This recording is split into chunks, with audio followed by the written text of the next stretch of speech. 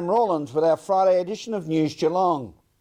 Progress continues on the initial stages of the next development at Simonds Stadium as the Doug Wade stands come tumbling down. And it was the first day of school for 2012 this week as we catch up with some of the newcomers at South Geelong Primary School.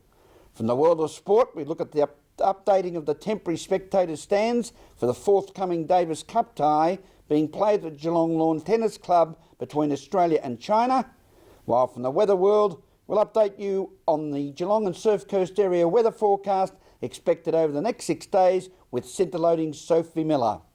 Visitors are excited and delightful to see wonderful sculpture creations amongst the vines at Banks Road Vineyard in Marcus Hill, east of Geelong on the Queenscliff Road. Meryl Friend reports. We're here at the Banks Road Vineyard in Marcus Hill, and it's not only the beautiful wines that you can enjoy here, but they've got some fantastic sculptures. Not only a giant toothbrush, but there's some works from Federation Square brought down, and it's constantly changing. So you can come down and see it from 11 till 5 every day in January and from Friday to Sunday all year. We've started the exhibition here a few years ago, and my father is the primary reason for putting it all together. He was involved in the Botanic Gardens display with the modern landscape. He did some steel structures that are at the entry and then through the exhibition there. And through his involvement in the art world, he's met a number of other artists, and they don't have anywhere to display their works. They're rather large, and they create a fantastic interaction with our customers here at Banks Road. So people can come down, they can look at the artwork, they can walk right around it, they can touch it.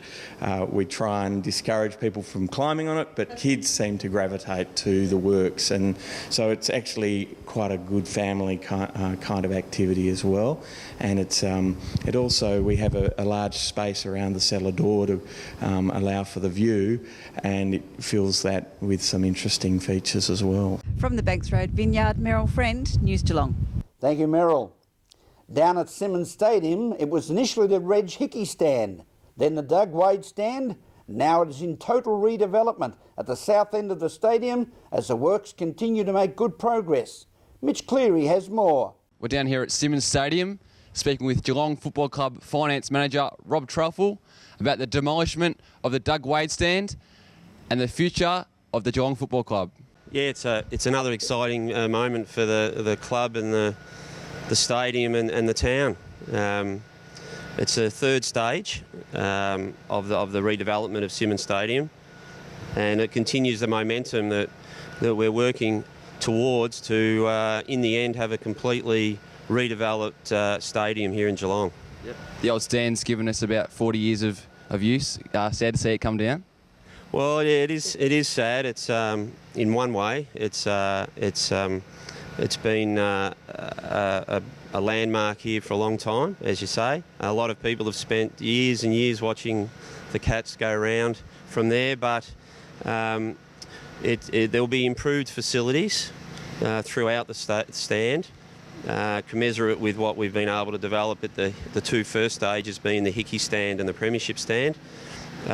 Food and beverage outlets, more seats under cover, etc., for our members and fans. Yep. Can you just explain your role in overseeing the whole project at the moment?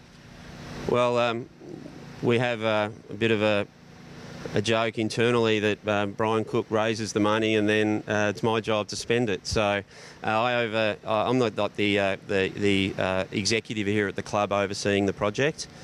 We have a range of expert consultants in place, architects, project managers, obviously demolition and builders, and Kane have been appointed the builder.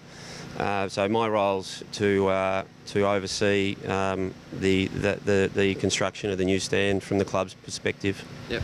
Can you just give us a timeline of when the Doug Wade stand will get demolished fully, and then when the new stand will start coming up, and even the lights in the third stage?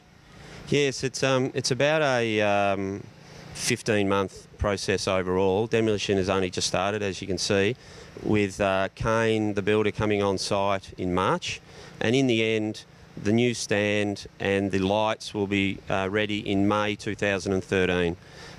So we'll be working with the AFL to ensure that we can have our 7 games from that point through to the end of the season next season. So it might be games every couple of weeks or so. Yep. There's a bit of publicity about the funding of the new stand and how we might have fallen a bit short. Can you just give us an update on where that's at and how the new stand will get put together? Yeah, we had a shock late last year where the building tenders came in well over our expectations. So we undertook what we called a value management process, where we worked with all the consultants and reviewed everything, so there were some items deleted and some design changes and so forth. So we were to build a club lounge for members within the stand, but unfortunately we've had to delete that. But we have a vision where we would be able to build one of those in the future up at the city end of the ground. Capacity will be slightly reduced as a consequence, but we're still the stand will still hold 9,200 odd members, and it will take the overall capacity of the stadium to almost 34,000 once it's complete. And the lights will also be built in the same timeline.